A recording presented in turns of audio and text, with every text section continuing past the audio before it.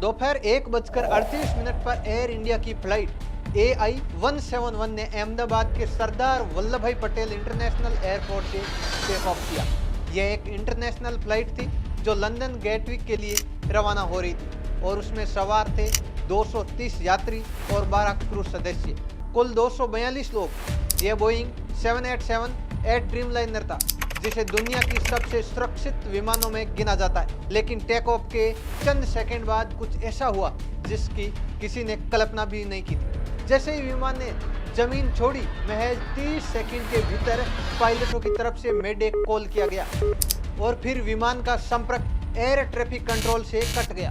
वो क्षण जब हर कोई अपनी सीट बेल्ट लगाए बैठे था, किसी को कुछ समझ नहीं आ रहा था और अगले कुछ सेकंड में जो हुआ उसने पूरी दुनिया को हिला कर रख दिया। विमान जमीन से महज 190 मीटर की ऊंचाई पे था जब उसने तेजी से नीचे की ओर गोता लगाया और अहमदाबाद के मेघानी नगर इलाके में स्थित पीजे मेडिकल कॉलेज के छात्रावास पर जा गिरा। वहाँ उस वक्त दर्जनों मेडिकल स्टूडेंट लंच कर रहे थे, कुछ लोग कमरे में आराम कर रहे थे और किसी को अंदाजा भी नहीं था कि आसमान से मौत उस इमारत की तरफ बढ़ रही है। टकराव के बाद एक भीषण विस्फोट हुआ। आग की लपटें 4 मंजिलों तक फैल गई।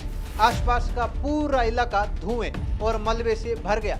एयर इंडिया की इस फ्लाइट में सवार 241 लोग, जिसमें पायलट, फ्लाइट अटेंडेंट, बच्चे, बुजुर्ग, युवा, सभी की मौत हो गई और नीचे छात्रावास में मौजूद 28 लोगों की जान भी इस हादसे में चली गई। पूरे देश में शोक की लहर दौड़ गई, लेकिन इस भारी त्रासदी के बीच एक चमत्कारी घटना हुई। सीट 11A पर बैठे एक ब्रिटिश नागरिक, जो 40 वर्षीय विश्वास कुमार रमेश, जो जीवित बचे। वो उस समय विमान के इमरजेंसी एग्जिट के पास बैठे थे और विस्फोट से पहले ही दरवाजा उड़ गया। वह धकेल कर बाहर आ गिरे और गंभीर रूप से घायल तो हुए, लेकिन बच गए। हादसे के बाद उसके बयान ने दुनिया भर में सुर्खियां बटोरी।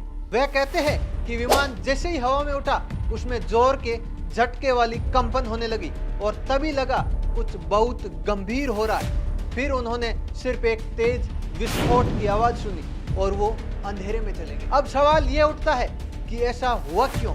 बोइंग 787 जैसी अत्याधुनिक टेक्नोलॉजी वाला विमान इतना SI कैसे हो गया? शुरुआती जांच में सामने आया कि उस दिन तापमान बहुत ज्यादा था, लगभग 42 डिग्री सेल्सियस।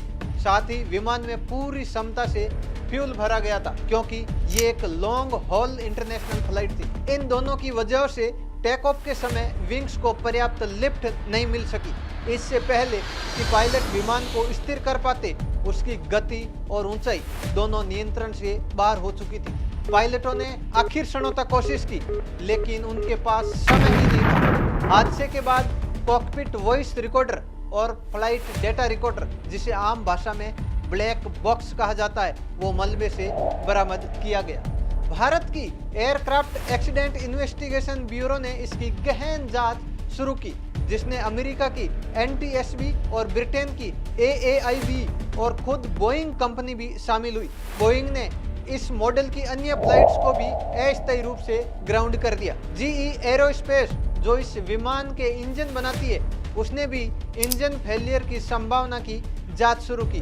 प्रधानमंत्री नरेंद्र मोदी ने खुद स्थल का दौरा किया और टाटा ग्रुप, जो एयर इंडिया का स्वामी है, उसने मृतकों के परिवारों के लिए 1 करोड़ रुपए की सहायता की घोषणा की। ब्रिटेन और अन्य देशों के दूतावासों ने भी अपने नागरिकों के लिए सहायता केंद्र बनाए और मृतकों के शवों को उसके घर तक पहुंचाने में मदद की। लेकिन एक बड़ा सवाल यही बना रहा, क्या यह हादसा रोका जा सकता था?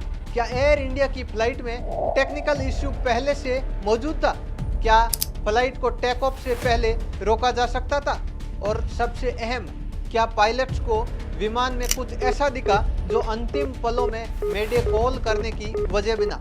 ये सारे जवाब अब ब्लैक बॉक्स और विशेषज्ञों की रिपोर्ट पर निर्भर है। हर एक दुर्घटना के बाद अफसोस और मुआवजा तो मिल जाता है, लेकिन जरूरत उस सिस्टम की है जो ऐसे हादसों को होने से पहले ही रोक सके। 787 जैसे आधुनिक विमानों के भी अगर इतनी बड़ी चूक हो सकती है, तो हमें साफ बताता है कि टेक्नोलॉजी के साथ साथ इंसानी जिम्मेदारी भी उतनी ही जरूरी है। इस दुर्घटना ने 241 परिवारों को तोड़ा, सैकड़ों दोस्तों, साथियों और रिश्तेदारों को शोक में डुबा दिया। लेकिन अगर इससे हमने कुछ नहीं सीखा तो ये मौतें व्यर्थ जाएगी। आज हम बस यही प्रार्थना कर सकते हैं कि जांच निष्पक्ष हो, दोषियों को सजा मिले और आने वाले समय में कोई भी विमान सिर्फ इसलिए ना क्रैश हो कि किसी ने चेक लिस्ट को हल्के में लिया। हम तकनीक पर भरोसा कर सकते हैं लेकिन सिस्टम पर आंख मूंद कर नहीं। और हाँ, अगली बार जब आप किसी विमान में बैठे तो सीट बेल्ट कस कर बांधे, क्योंकि उड़ान भरना जितना आसान लगता है उसका हर सेकंड उतना ही संवेदनशील होता है। मैं राकेश गोदारा, आप देख रहे हो RCR मीडिया प्लेटफॉर्म। मिलते हैं एक नए वीडियो के साथ। धन्यवाद।